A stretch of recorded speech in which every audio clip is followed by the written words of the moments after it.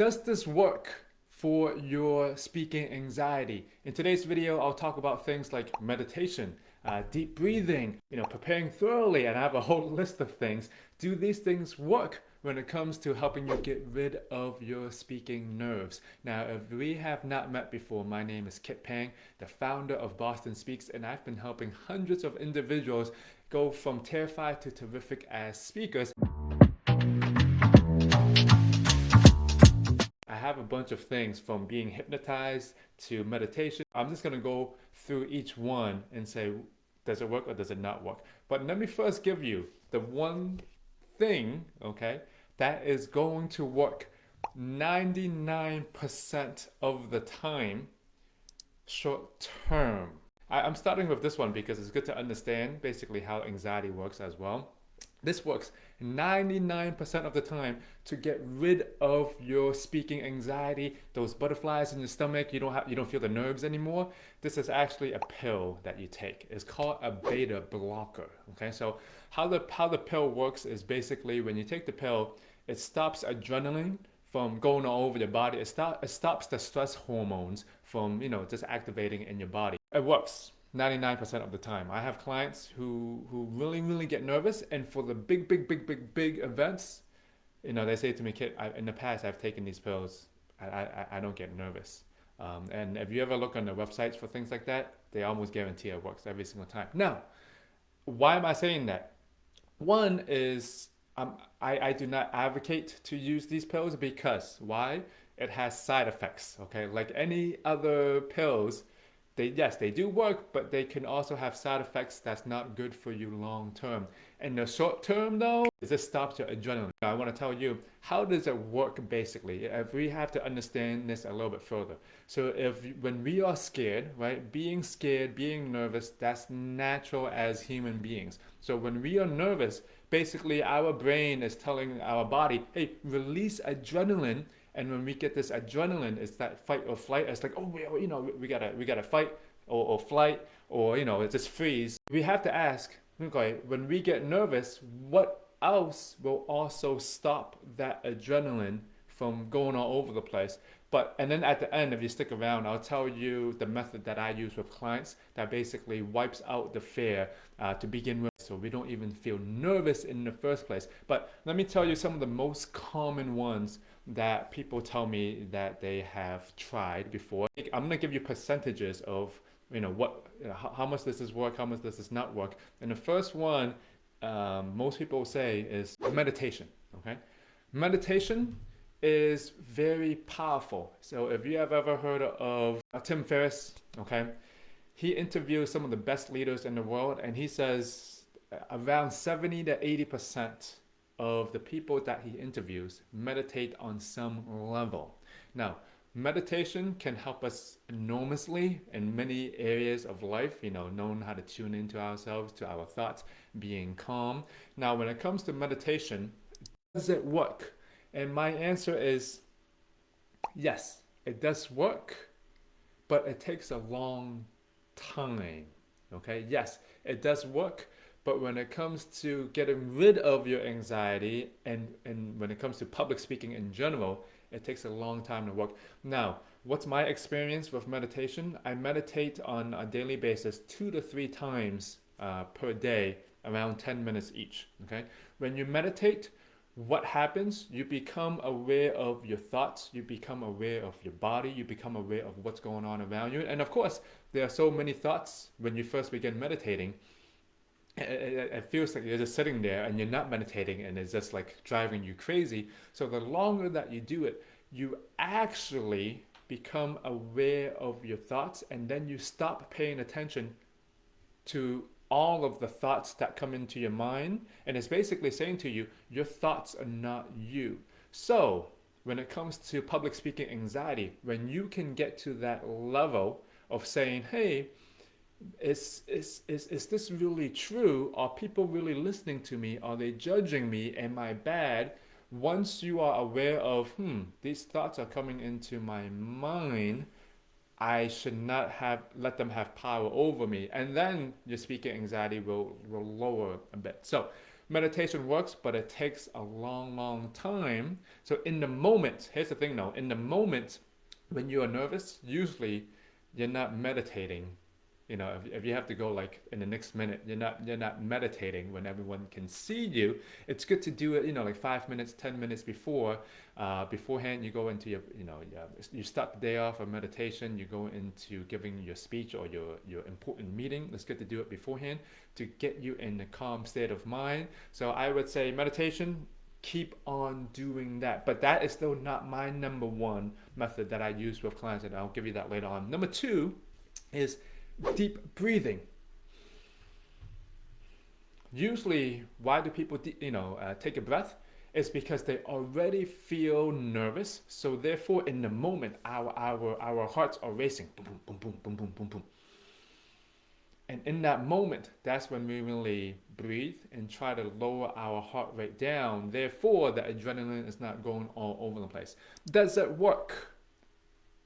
I'm going to say 50-50 on this one, okay? 50-50. The reason being, you can breathe if you focus on it and you intensely focus on your breathing in the moment, okay? In the moment, it will calm you down, but the anxiety will still come again the next time. In the moment, deep breathing is good to help you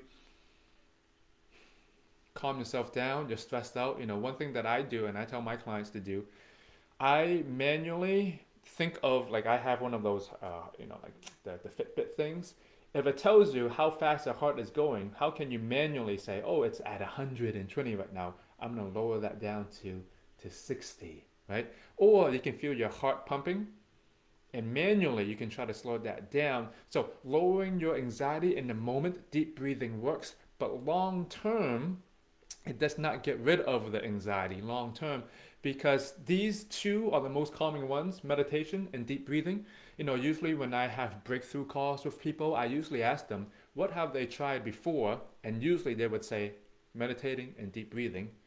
But yet every single time they go speak again, they still get the nerves, okay? So the nerves are still happening long term. When they meditate and when they breathe, yes, it does help calm us down in the moment, but it's the anxiety is still there. But again, meditation, if you do that long enough, it'll help you kick in to what's making you nervous in the first place. Deep breathing, I suggest deep breathing, but long term, it will not get rid of your anxiety. Deep breathing is good for everyone. When you're stressed out, when you're nervous, it's great to do in the moment. Okay, let's do the next one. I hope you're liking this, by the way. Preparing thoroughly. Preparing a script, preparing all your notes, preparing everything that you have to say. Preparing thoroughly will work to lower your anxiety 20%. The reason I'm saying that is 90% of my clients that come to me, I ask them, do you usually prepare your stuff before you give a presentation? Almost everyone, they prepare the heck out of it. They know what they're talking about, but yet they're still nervous. I asked the client once, well, if you're preparing every single time, but you still get nervous and you're doing the same thing over and over and over again and you're preparing, why are your nerves still there? Okay, so it helps 20%. Yes, so if you don't prepare, of course, you're going to be a lot more nervous. If you do prepare, you'll be less nervous. But the reason why you're preparing all of that in the first place, now many people feel differently about how, most people prepare because they don't want to be wrong. They don't want to mess up. They don't want to do this, right? They want to get all their points across. And the same reasons of why you're preparing everything in the first place is actually, believe it or not, what's making you nervous in the first place. Now, for example, I'm going to give an example. One, yes, I did write notes down today, but I actually did not prepare thoroughly. Okay, I'm still kind of speaking off the cuff because I know from experience, I know what I'm talking about. I trust myself. Even if people ask questions, I trust myself to be able to answer. I know that from my point of view, I don't have to, not everyone is nitpicking every single one of my words. Do I have to get all my points across? Well, I'm here to give you results at the end of the day. So if you're preparing thoroughly every single time, okay, and your nerves are still there, then it's not working for you. Yes, still prepare, but you still need to find another solution. So preparing thoroughly every single time, most of my clients come to me because they are already preparing thoroughly. Okay, the next one, being hypnotized. Does being hypnotized work when it comes to your speaking anxiety? I have to be honest with you. This one I have no clue. The reason being, I have not tried it. When I talk to my clients, I ask them, have they tried being hypnotized? Most of them have not. So I really don't know the answer to this. And right now, I might do an experiment on this later. Right now, like I would do it myself. Like I would go get hypnotized for public speaking anxiety, but I don't have that deep fear yet. Maybe I can go hypnotize myself for something else. But have you ever been hypnotized or you are a hypnotist? Let me know in the comments below your thoughts to this. I would love to hear. So being hypnotized, I have no idea, but I would love to find out. Okay, I'm going to give you one last one, and then I'm going to give you my method of really how to get rid of your speaking anxiety. Okay, here's the last one. Watching videos and reading more. When it comes to watching videos and reading more, they're great for informational purposes. I'm going to say it's good to, yes, it's always great to know more, but it's stopping you from taking action and sometimes understanding what you need to work on. Most of my clients, they come to me and sometimes they say, Kit, what's the next book I have to read? Can you give me more books, more podcasts? Yes, it's great. We all love to learn as human beings. But if you, and I say this all of the time, if you want to learn how to ride a bike and you're only watching videos on riding a bicycle, and you're reading all the books about riding a bike, but you never get out there and you don't take risk on your bicycle. You don't take off the training wheels, and you're just behind the scenes most of the time. Then the videos, the podcasts, the books, all the ABCs does not work. Okay, we have Google. We have endless amounts of information, and if you still have speaking anxiety, maybe you've Googled something before, you can Google something right now, how to get rid of speaking anxiety. Why doesn't it work? Well, one is you have to take action, and sometimes you have to dig a little bit further. But if you find the right videos, find the right book, and focus on it, then it'll increase the chances. But the more that you watch, the more that you, for example, go to different people, you're actually going to get more confused. So for you, find the thing that works and just get better. But I'm going to talk about one more. And here's this one, speaking more. Okay, so a lot of people have been in Toastmasters. They have speaking opportunities every week on a bi-weekly basis. I love Toastmasters. There's nothing wrong with Toastmasters. Let me tell you why. For some people, Toastmasters do not work. Now, I've been a Toastmaster for 5-6 years. I've been a president of one for 2 years. Someone asked me earlier when we were on our call, and she says, Kit, how did I get rid of my speaking anxiety? And let me tell you, basically, if you don't know my story, when at first, of course, I have nerves whenever I have to speak in front of the classroom or when I have to speak in front of the meetings. I have nerves, but my nerves were not as huge as half of the clients that I work with. So how did I get rid of my speaking anxiety and become really, really confident when it came to speaking?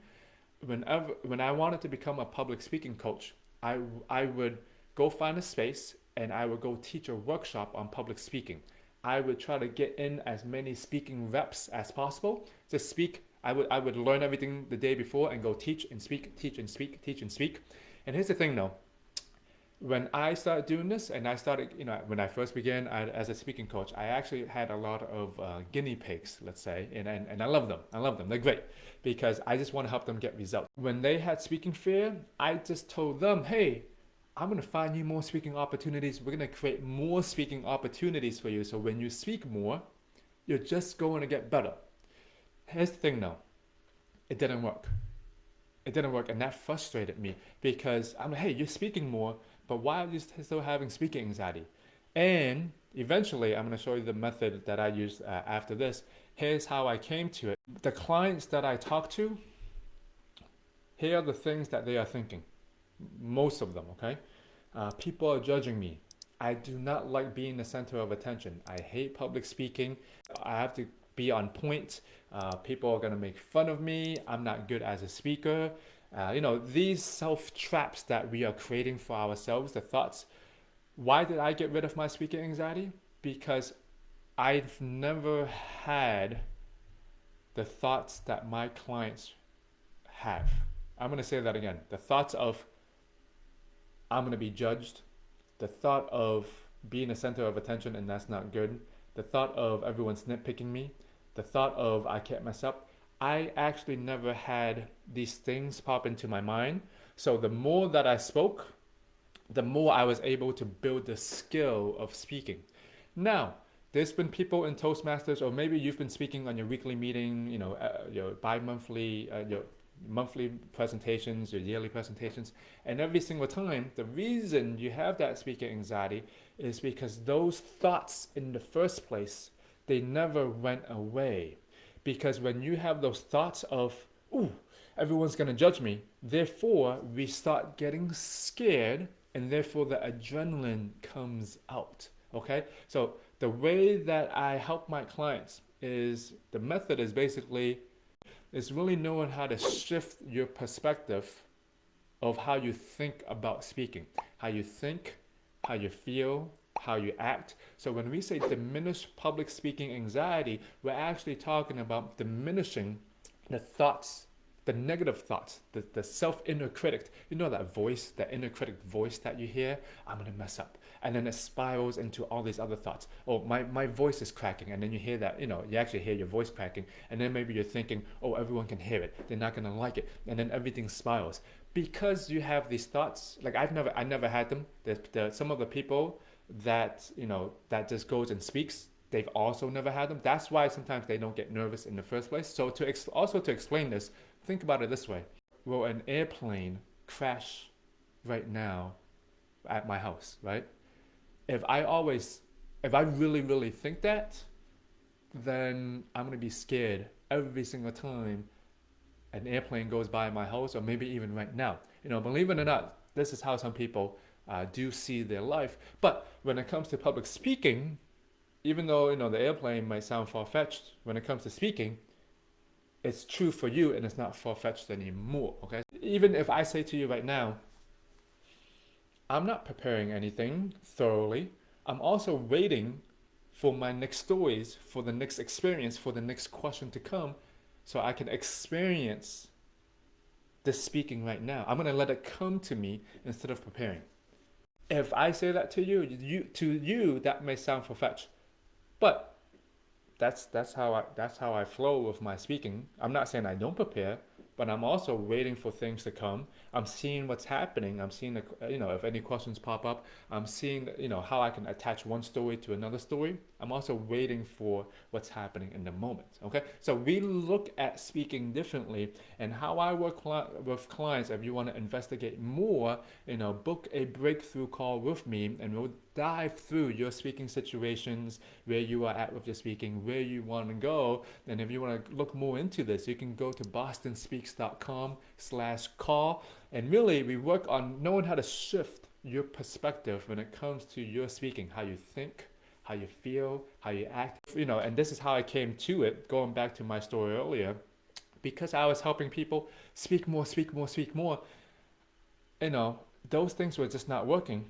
And this is how I came to, well, we have to know how to shift your perspective, how you think, feel, and act, because this was the thing that was working for my clients now, right? I've had many guinea pigs before, not guinea pigs as in I'm experimenting with everyone, but it's like I want to help them get results.